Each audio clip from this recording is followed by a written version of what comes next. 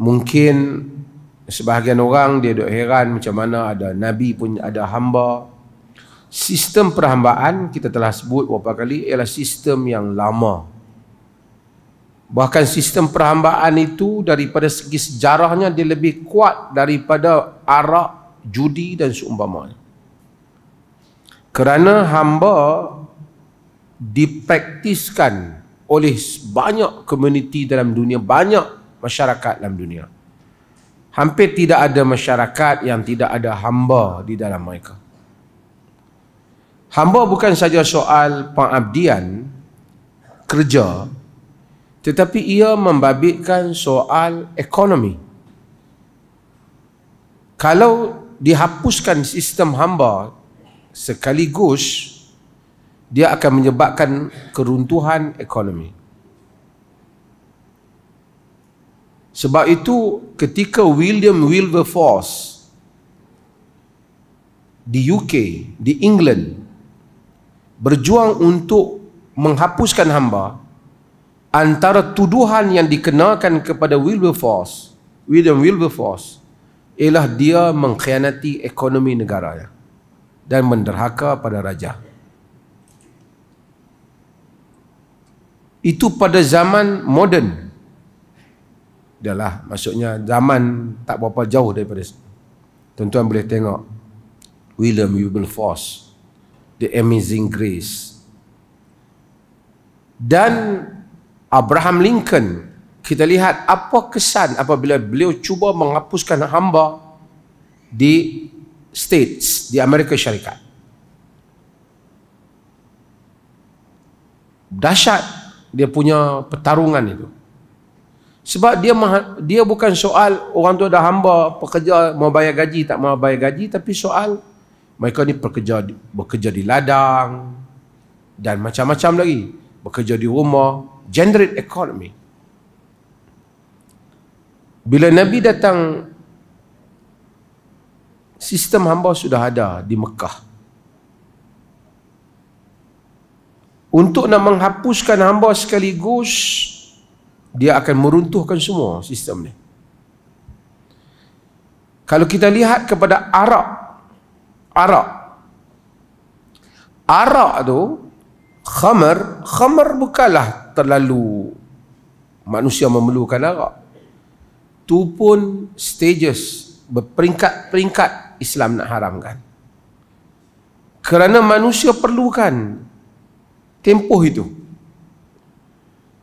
Bila Islam datang, manusia curi orang jadikan hamba, orang kulit hitam sering jadi hamba. Dan yang paling kritikal ialah orang yang ditawan di dalam medan peperangan, mereka menjadi hamba.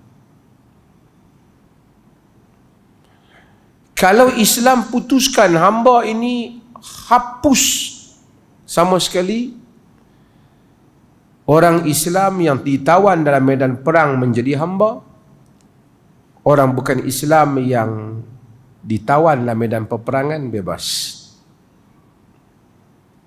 Dia satu galakkan mereka untuk tidak takut berperang dengan orang Islam. Jadi apa yang kita lihat, yang Islam lakukan ialah Islam telah menggalakkan membebaskan hamba. Banyak pahala bebas hamba. Nabi bebaskan hamba. Siapa bersetubuh pada bulan puasa bebas hamba. Hukum tu bebaskan hamba. Yang ni bebaskan hamba. Banyak bab bebaskan hamba. Supaya kalaulah hamba tu di dalam satu kantung, kantung yang keluar itu begitu banyak. The only, satu-satunya pintu yang tidak dikunci rapat ialah pintu peperangan. Yakni kalau ditawan, kau datang perang, kau jadi hamba. Pun Islam letakkan tak boleh pukul, kena bagi makan apa yang bagi pakai, tak boleh seksa dia. Cuma hamba ni dia tak ada gaji. Dia tak ada gaji. Kalau hamba dimiliki oleh tuan yang lelaki, hamba itu perempuan, tuannya boleh menyutubuhinya. Sebab tu perkataan al-waladu lil firash, anak itu kepada firash. Firash itu bukan maksud sahaja suami, tapi bermaksud juga tuan. Maksud kalau anak tu lahir ada suami, bin suami tu. Tak kira lah, mungkin rupa dia macam jiran sebelah pun, tapi bin suami tu. Islam anti gossip. Melainkan suami itu deny. Suami kata no, this is not my son. As long as suami tidak deny anak dia, and nobody has right to deny. Tidak ada siapa yang ada hak untuk pergi deny anak orang. Ijma' hal itu di kalangan para ulama. Tak boleh kita kata tu sebenarnya bukan anak dia. Kita tak ada siapa yang boleh membantah seorang anak orang tu melainkan bapaknya sahaja. Walaupun dia tengok rupa sebiji macam Bangladesh yang main pasang pipe hari tu, tapi tetaplah anak dia selagi suami dia tak kata yang ni bukan anak saya. Kerana itu semua andaian, yang pasti anak dia kena tu suami dia. Melainkan suami kata, suami nak kata bukan, suami kena li'an, yakni kena laknat. Yakni proses li'an, proses melaknati. Dia sumpah dan dia laknat. Ketika itu dipisahkan selama-lamanya, tidak lagi dinasabkan kepada dia. Tak apa. Tapi kalau dia ada tuan dia. Tadi saya sebut ni sebab tadi ada orang mai dengar taklimat pasal hadis Utbah bin Abi Waqqas dengan Zam'ah. Utbah bin Abi Waqqas, saudara dia Sa'ad bin Abi Waqqas yang kita baca hari itu.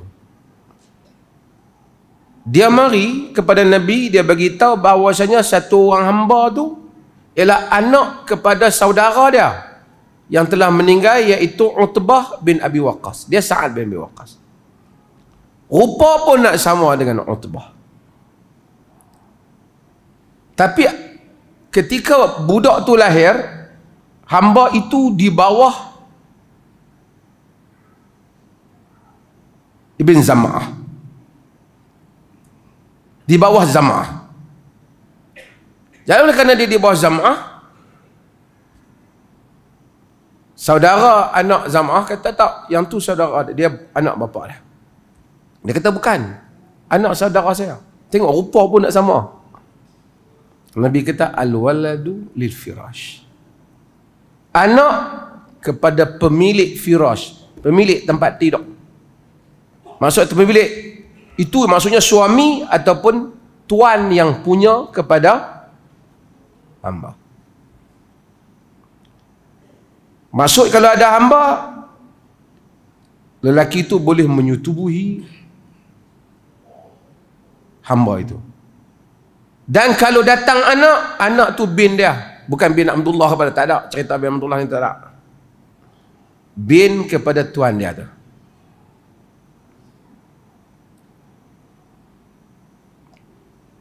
Begitu excellent sistem yang dibuat oleh Islam, sehingga menyebabkan hamba tak ada lagi dalam dunia Islam. Pasal semua pintu keluar dibuka, hanya pintu masuk satu, iaitu peperangan. Kalau pintu tu pun masuk tak ada, zaman dulu bukan ada penjara apa-apa, tawanan perang nak letak mana. Jadi kalau ada pasar hamba, macam filem Tiga Abdul tu,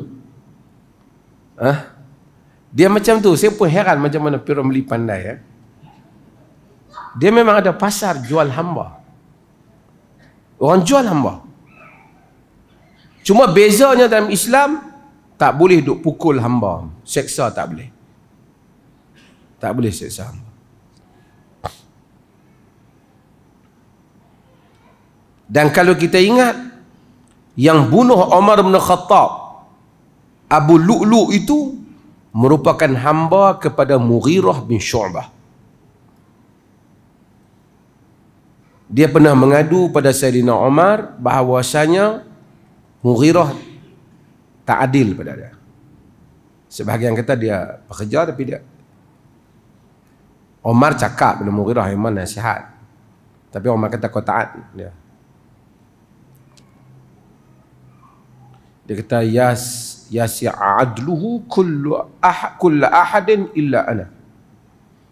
Keadilannya meliputi semua orang kecuali aku. His justice sufficient for everyone except me. Maksudnya aku saja yang tak dapat keadilan. Itu dia kata pada Umar, dia akan buat pisau yang diingati itu. Tapi yang pentingnya masa tu banyak limpahan hamba. Hamba hasil daripada peperangan ni. Tapi kita lihat dunia Islam hilang hamba. Tinggal tak ada. Orang kata ada penulis barat, orang-orang Islam juga yang baca bab ni kritik di mana keadilan Islam tentang hamba. Dia pun ni pengkagum barat, kata you forget yourself. Barat, William Wilberforce, daripada mula sampai ketua table motion ni di parlimen untuk buang hamba, gagal sampai tua baru dia berjaya. Abraham Lincoln, perhambaan di kalangan punya dahsyat. Dulu siapa yang tua-tua mungkin pernah tengok filem Kunta Kinte. Dan boleh tengok banyak, hatta filem-filem barat yang baru menceritakan kezaliman orang dulu. Thauban, hamba Rasulullah sallallahu alaihi wasallam. Tapi bila Rasulullah bebaskan dia hatta ketika dia Rasulullah, dia masih sayang kepada Nabi, meriwayatkan Nabi, menangis apabila mengenangkan Nabi. Itu beda dah. Padahal mereka itu datang daripada jalur-jalur hamba. Supaya nak bagi tahu sebahagian orang, apalah Islam ni ada hamba lah apa. You kena baca tentang cerita hamba ni. Slavery, perhambaan ni.